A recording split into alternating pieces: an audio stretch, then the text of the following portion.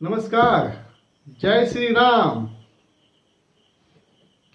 आज बात करेंगे तमिलनाडु के अन्नामलाई। नाम तो सुना ही होगा। अन्नामलाई तमिलनाडु में भारतीय जनता पार्टी के अध्यक्ष थे। बात ये हो रही है कि उन्होंने अपने पार्टी से इस्तीफा दे दिया है। सबसे बड़ी न्यूज़, पार्टी से इस्तीफा दे दिया है। जबकि 2 दिन पहले तक ये निकल के आ रही थी बात कि वो अमित शाह से मिलेंगे और मिलने के बाद मिलने के बाद उनसे बात करेंगे, फिर वो हो सकता है मीडिया में आएंगे तो बताएंगे। परंतु सूत्रों से हवाले से पता चला है कि वो इस्तीफा दे चुके हैं और तमिलनाडु में वो अपना पार्टी बनाएंगे। ये स्पष्ट रूप से साबित हो चुका है, परंतु अभी नहीं। पहले वो रैली करेंगे, जनसभा करेंगे, लोगों से मिलेंगे और मिलने के बाद जैसा रिस्पांस होगा उस हिसाब से पार्टी बनाएंगे। बात क्यों इस्तीफा देने की बात हुई तो पहले जान लीजिए अन्नामलाई के थोड़ा सा इतिहास जान लें।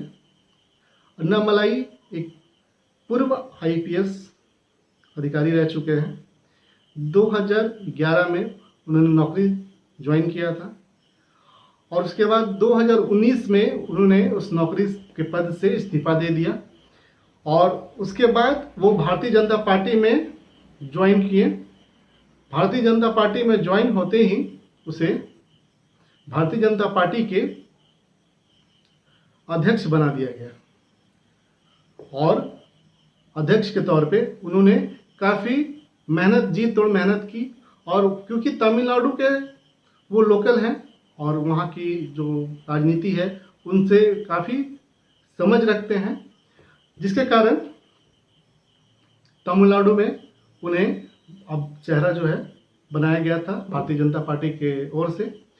परंतु भारतीय जनता पार्टी की ओर से बनाया गया, परंतु आखिर क्या हुआ, जो भारतीय जनता पार्टी के पूरी ध्यान दे रहे थे मगर वो अन्नामलाई छोड़ के बीजेपी से चले गए। तो दोस्तों कहना था ये कि अन्नामलाई नहीं चाहते थे कि एआईडीएमके के साथ गठबंधन हो भारतीय जनता पार्टी का, क्योंकि डीएमके की सरकार थी जो अब हार गई और विजय जोसेफ जो इस बार सरकार बनाए हैं वो भी नई पार्टी थी, जबकि उनकी पार्टी ज़्यादा नहीं, 1.5 साल से 2 साल की पार्टी थी, मुश्किल से 1.5 साल देखा जाए तो।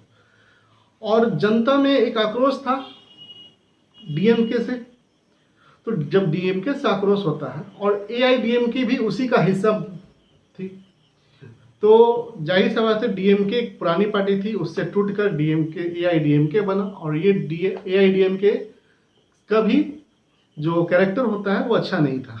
तो अन्नामलाई ने कहा था कि इसके साथ अगर हम लोग अकेला लड़ते हैं वो ज़्यादा अच्छा था, परंतु अन्नामलाई को इग्नोर किया गया और बड़े बड़े जो पुराने नेता थे उन्होंने देखा कि अरे ये तो यंग लड़का है, अभी तुरंत आया, पार्टी अध्यक्ष बन गया है। तो अब होता है ना जेलस, इसको बोलते हैं जेलस, है ना।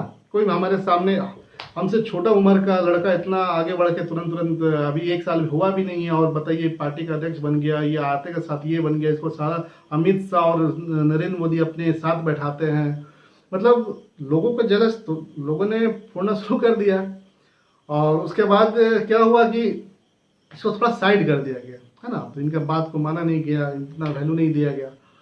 पहला बार जब ये अन्नामलाई जब पिछली बार की बात है 3 सीट लाए थे, इस बार लगा था कि 3 सीट से ज़्यादा आएगा, परंतु लोग चाह रहे थे कि कोई अकेला पार्टी, एआईडीएमके को तो देखना ही नहीं चाह रहे थे वहाँ की पब्लिक, डीएमके को भी नहीं देखना चाह रहे थे। तो तीसरा ऑप्शन बीजेपी थी, परंतु बीजेपी तो एआईडीएमके से गठबंधन किए हुए थे, जिसके कारण उसको भी नुकसान झेलना पड़ा। और भारतीय जनता पार्टी का अभी ऐसे भी तमिलनाडु में अच्छा सा कद नहीं है, जिसको बोलते हैं ना, वो अभी दिन नहीं आया है जिसमें अच्छी खासी सीटें आ रही हो।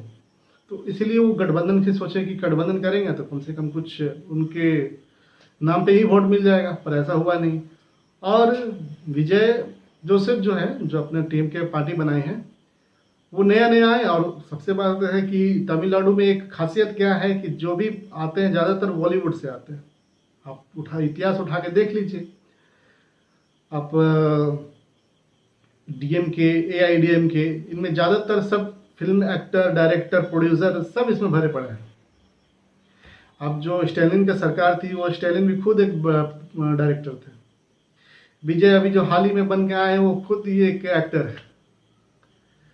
जयललिता वो भी एक एक्टर थी, जो अन्ना अन्ना उनके नाम से सब बुलाते थे। ऐसे और भी पीछे इतिहास में जाइएगा तो येदियुरप्पा हो गया, और मतलब काफ़ी लोग सब पार्टी में ज़्यादातर तमिलनाडु के कहानी बोलिए या इतिहास बोलिए, जो फिल्म में फेमस हो जाते हैं उसे राजनीति में उतारा जाता है, क्योंकि पहले से चेहरा लोग देखे होते हैं, जिसे जाने होते हैं, फेमस होते हैं, और उस फेमस के चेहरे पे, सेलिब्रिटी होने के चेहरे पे उनके फैन फॉलोइंग ज़्यादा होती है, जिसके कारण लोग वोट देते हैं। तो यही इतिहास रहा है। परंतु अन्नामलाई का ऐसा कोई इतिहास नहीं है, ऐसा कोई डायरेक्टर नहीं, प्रोड्यूसर नहीं। एक आईपीएस अधिकारी थे और भी ईमानदार, और अपनी छवि के वजह से जाने गए हैं, अब फेमस हुए हैं, परंतु धीरे धीरे हो रहे हैं। तो अब यही बात है, देखना है। इस्तीफा दिए, नई पार्टी बनाएंगे। इसका कारण तो आपको मैं बता दिया कि क्या कारण रहा। अब उनको लगता है कि ये जो जनाधार मिला, ये मुझे मिलना चाहिए था, क्योंकि वो मेहनत कर रहे थे और मिलता भी। परंतु भारतीय जनता पार्टी अगर अकेले लड़ती तो हाँ, भले वो जनाधार सत्ता में पहुंचने के लिए भी नहीं होता, तो कम से कम विपक्ष में बैठने के लायक भी होता, जो इस बार 1 सीट लेके आई है विधानसभा में, और पिछली बार 3 लेके आई थी, तो उससे भी कम गया। तो ये बहुत खराब स्थिति है।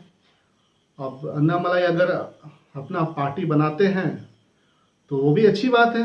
अगर वो पार्टी अपना बनाते हैं, वहाँ के लोकल राजनीति समझते हैं, तो तमिलनाडु तो बहुत ही मतलब क्या बोलेंगे, वहाँ की पब्लिक अगर उनको जनधार और आशीर्वाद देती है तो ठीक है। इंतज़ार करेंगे, हम लोग भी देखते हैं, और आगे क्या होता है। जैसे जैसे अपडेट आएगा मैं आपको अपडेट देता रहूँगा। चैनल को सब्सक्राइब जरूर कीजिए। अगर आप नए हैं, देख रहे हैं, तो चैनल को सब्सक्राइब कीजिए। इसके लिए आपको कोई पैसा नहीं और कोई चार्जेस नहीं लगता है। और लाइक ज़रूर कीजिए, ठीक है। धन्यवाद।